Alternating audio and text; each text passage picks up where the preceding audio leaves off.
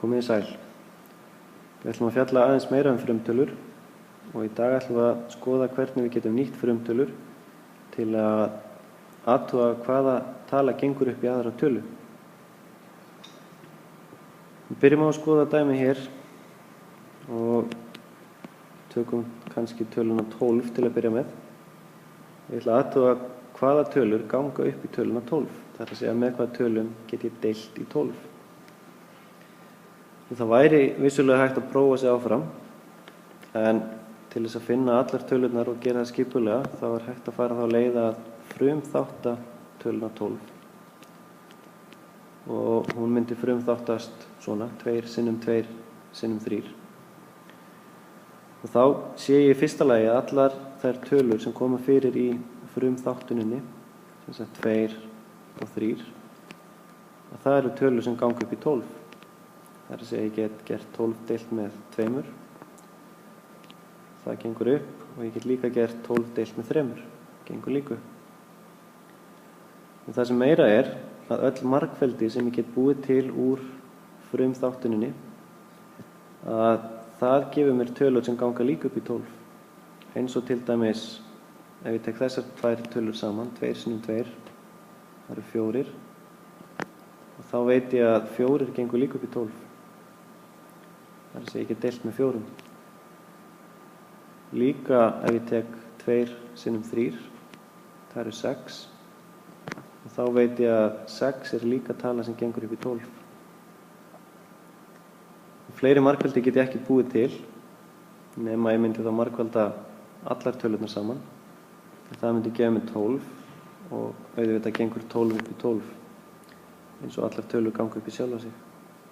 En ég er semst búinn að finna að það er tölur sem ganga upp í 12, það er þá 2 og 3 og 4 og 6.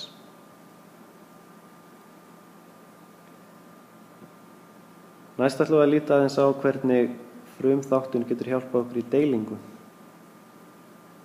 Þið hafið örugglega séð svona deilingadæmi áður, en fram að þessu hafið þið líklega sett dæmið svona upp og reiknað, en við ætlum ekki að gera það núna. Það sem við ætlum að gera er að nota frumþætti. Frumþáttum þá töluna 24. Það lítur svona út, 2 sinnum 2 sinnum 2 sinnum 3. Og töluna 6 frumþátta ég 2 sinnum 3. Það sem ég gerir næst er að nýta mér þá staðreynd að ef ég er með eins tölu í teljara og nefnara, og það gefur mér alltaf svarið 1. Alveg sama hvaða tölur það eru, hvort sem það er 5 fimmtu, 10 tíundu, 120, 120. Að tala sem er eins í nefnara og teljara, að það merkir að ég er með 1.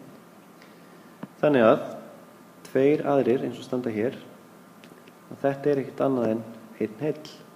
Og ég get þá skipt því út og sett 1 í staðinn.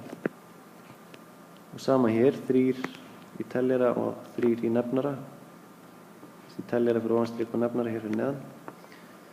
Og það er líka 1 heill.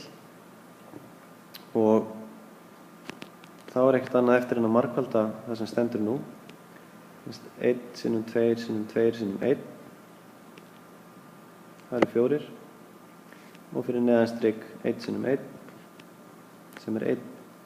Og 4 fyrstu er að sjálfsögðu 4. Þannig að svarið við deilingadæmin okkar er komið. 24 deilt með 6 er 4. Og það er hægt að líta á þetta sem 1 heilan sem er settur hér inn eins og ég gerði. Sumir líta líka á þannig að við séum að stróka út það sem er eins upp og niðri. Og það virkar eiginlega alveg jafn vel. En kíkjum á annað dæmi. Við erum ekki alltaf það heppin að við fáum deilingadæmi sem ganga fyllilega upp. Við getum samt notað þessa aðferð. Ef við ætlum til dæmis að gera 26, deila í þá tölu með 6. Í staðan fyrir að setja dæmið upp eins og þið hafi gert líklega áður, þá ætlum við að frumþátta. 26 er 2 sinnum 13. Bæði 2 og 13 eru frumtölur, þannig að við getum ekki gert neitt meira. Og 6 er 2 sinnum 3. Nú aftur get ég gert eins og á síðustu glæru, það er að segja liti svo á að ég stróki þetta út eða segja að 2 aðrir eru 1 heill. Þannig að eftir fyrir ofan strik er þá 13, fyrir neðan strik 3.